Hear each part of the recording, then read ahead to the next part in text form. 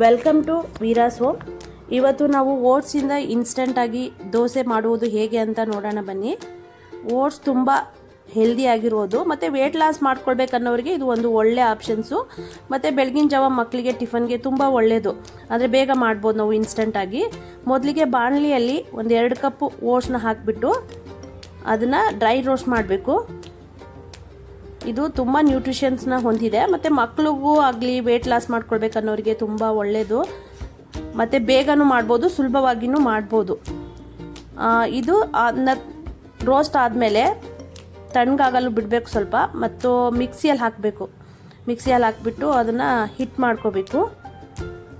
ಸ್ವಲ್ಪ fine hit ಥರ ಮಾಡ್ಕೋಬೇಕು. ನಂತರ ಸರ್ವಿಂಗ್ ಬೌಲ್ಗೆ ಹಿಟ್ಟನ್ನ ಹಾಕಿಬಿಟ್ಟು 1/4 ಕಪ್ಪಷ್ಟು ಅಕ್ಕಿ ಹಿಟ್ಟು ಏಕೆ ಹಾಕೋಬೇಕು ಅಂತಂದರೆ ಸ್ವಲ್ಪ ಇದು ನೈಸಾಗಿರುತ್ತೆ.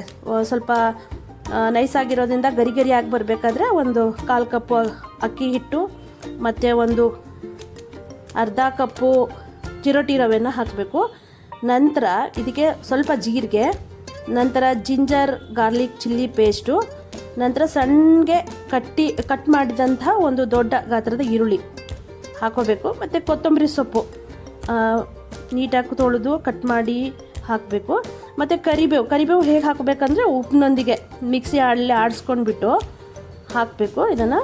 ಯಾಕಂದರೆ ಕರಿಬೇವು ಒಂಥರ ದೋಸೆದಲ್ಲಿ ಮೇಲೆ ಬಂದುಬಿಡುತ್ತೆ ಬಾಯಿಗೆ, ಅದು ಪೇಸ್ಟ್ ಮಾಡಿ ಹಾಕ್ಕೊಂಡಿರೋದ್ರಿಂದ ಚೆನ್ನಾಗಿ ಮಿಕ್ಸ್ ಆಗಿರುತ್ತೆ. ಇನ್ನು ಇದನ್ನು ತುಂಬ ಚೆನ್ನಾಗಿ ಮಿಕ್ಸ್ ಮಾಡ್ಕೊಳ್ಬೇಕು ಸ್ಪೂನಲ್ಲಿ, ಎಲ್ಲ ಕಡೆ ಎಲ್ಲ ಮಿಕ್ಸ್ ಆಗಬೇಕು.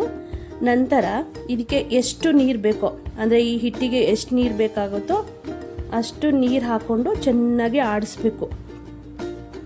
ಚೆನ್ನಾಗಿ ಇದನ್ನು ಮಿಕ್ಸ್ ಆಗಬೇಕು, ಗಂಟು ಥರ ಇರಬಾರ್ದು. 1-2 ಗ್ಲಾಸ್ ನೀರು ಸಾಕಾಗುತ್ತೆ. ಅದನ್ನು ನೋಡ್ಕೊಂಡು ಹಾಕಬೇಕು, ಒಂದೇ ಸಲಕ್ಕೆ ಎಲ್ಲ ನೀರನ್ನ ಹಾಕಬಾರ್ದು. ನೋಡಿಬಿಟ್ಟು ಚೆನ್ನಾಗಿ ಆಡಿಸ್ಬೇಕು, ಒಂಚೂರು ಗಂಟಿರಬಾರ್ದು. ಆ ಥರ ಚೆನ್ನಾಗಿ ಆಡಿಸ್ಬಿಟ್ಟು ಮತ್ತು ನೋಡಬೇಕು ಇದು ಯಾವ ಥರ ಹದಕ್ಕೆ ಬರಬೇಕು ಅಂತಂದರೆ, ಈ ನೀರು ದೋಸೆ ಇರುತ್ತಲ್ಲ, ನೀರು ದೋಸೆಕ್ಕಿಂತ ಸ್ವಲ್ಪ ಗಟ್ಟಿ, ಒಂಚೂರು ಇದ್ರ ಥರನೂ ಇರಬಾರ್ದು, ಮಾಮೂಲಿ ದೋಸೆ ಹಿಟ್ಟು ಥರನೂ ಇರಬಾರ್ದು. ನೀರು ದೋಸೆಕ್ಕಿಂತ ಒಂಚೂರು ಗಟ್ಟಿಯಾಗಿದ್ದರೂ ಸಾಕು. ಈ ಥರ ಚೆನ್ನಾಗಿ ಆಡಿಸ್ಬಿಟ್ಟು ಚೆನ್ನಾಗಿ ಮಿಕ್ಸ್ ಮಾಡಿಕೊಂಡು ನೀರು ಎಷ್ಟು ಬೇಕಾಗುತ್ತೋ ಅಷ್ಟು ನೋಡಿಕೊಂಡು ಹಾಕ್ಬಿಟ್ಟು ಇದನ್ನು ಒಂದು 15 ನಿಮಿಷ ರೆಸ್ಟ್ ಮಾಡೋಕ್ಕೆ ಬಿಡಬೇಕು. 15 ನಿಮಿಷ ಮಾಡಿಬಿಟ್ಟು ರೆಸ್ಟ್ ಮಾಡೋಕ್ಕೆ ಬಿಟ್ಬಿಟ್ಟು ಇದ್ರ ಜೊತೆನ ನಾವು ಚಟ್ನಿ ಪ್ರಿಪ್ರೇಷನ್ನ ಮಾಡ್ಕೋಬೇಕು. ತುಂಬ ಬೇಗ ಆಗೋಗುತ್ತೆ. ಬೇಗ ಬೆಳಗಿನ ಜಾವ ಏನು ಮಾಡಬೇಕು ಅನ್ನೋರಿಗೆ ಇದು ಒಂದು ಒಳ್ಳೆಯ ಆಪ್ಷನ್ಸು. ನಂತರ ಇದನ್ನು ಈ ಥರ ಕನ್ಸಂಟೆನ್ಸಿನ ಚೆಕ್ ಮಾಡ್ಕೋಬೇಕು. ಈ ಥರ ನೀರು ದೋಸೆ ಥರ ಒಂದೇ ಸಲ ಹಾಕಿಬಿಡ್ಬೇಕು, ಅಂದರೆ ಮೇಲ್ಗಡೆ ಇದು ಮಾಡಬಾರ್ದು, ಸ್ಪೂನಲ್ಲಿ ಆಡಿಸ್ಬಾರ್ದು ಹಿಟ್ಟು ಮೇಲೆ. ನೀರು ದೋಸೆ ಥರ ಜಸ್ಟ್ ಹಾಕಿಬಿಟ್ಟು ಈ ಥರ ಎಣ್ಣೆ ಹಾಕಿಬಿಟ್ರೆ ಗರಿ ಆದ ಓಟ್ಸ್ ದೋಸೆ ತಿನ್ನಲು ರೆಡಿ. ಇದ್ರ ಜೊತೆ ಮಾಮೂಲಿ ದೋಸೆಗೆ ಏನು ಚಟ್ನಿ ರೆಡಿ ಮಾಡ್ಕೋತೀವೋ ಅದನ್ನು ಮಾಡ್ಕೊಂಡ್ರೂ ಒಳ್ಳೆಯದು. ದೋಸೆ ಒಂದಿಗೆ ಚಟ್ನಿ ರೆಡಿ ಮಾಡಿಕೊಂಡು